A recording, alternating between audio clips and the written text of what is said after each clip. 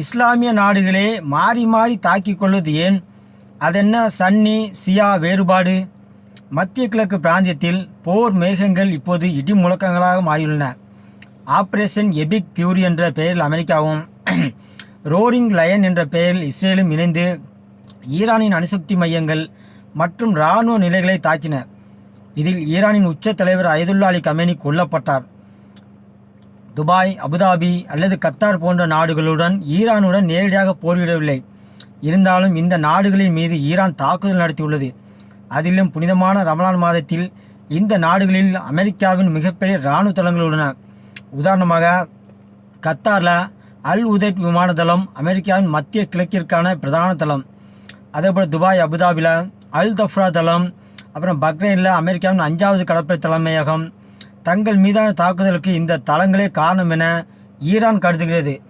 எங்கள் மீது தாக்குதல் நடத்த உங்கள் மண்ணை பயன்படுத்த அனுமதித்தால் நீங்களும் எதிரிகளே என்ற ஈரானின் எச்சரிக்கையை இப்போது ஏவுகணைகளாக துபாயின் பாம் ஜுமரோ மற்றும் அபுதாபி துறைமுகங்கள் அருகே விழுந்துள்ளன. முஸ்லிம் நாடுகளுக்கு ஏன் இந்த தீராத பகை? மனிதர்களிடையே ஒற்றுமைதான் இஸ்லாமின் அங்கங்களில் ஒன்று. ஆனால் அப்படிப்பட்ட இஸ்லாமிய நாடுகள் தங்களுக்குள் ஏன் மோதிக்கொள்கின்றன? இதற்கு பின்னால் ஆயிரக்கணக்கான ஆண்டுகால பிரிவினையும் தற்கால அதிகார போட்டியும் தான் உள்ளன.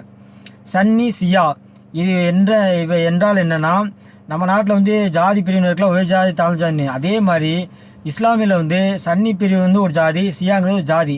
இது 1400 ஆண்டுகால பிரிவு. அப்பவுமே பார்த்தீங்கன்னா இது இருந்துட்டு இருக்குது.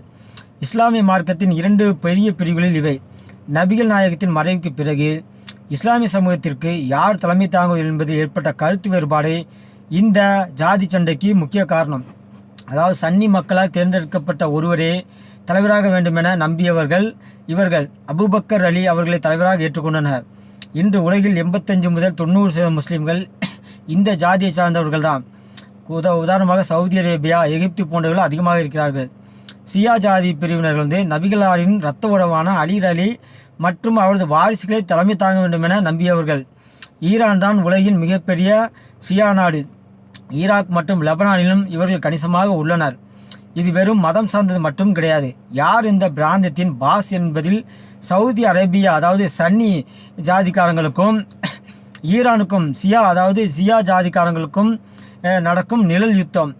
ஈரான் தனது செல்வாக்கை அதிகரிக்க ஹிஸ்புல்லா லெபனானிலிருந்தும் ஜிகாதிகள் ஏமான் போன்ற ஆயுத குழுக்களுக்கு ஆதரவளிக்கிறது.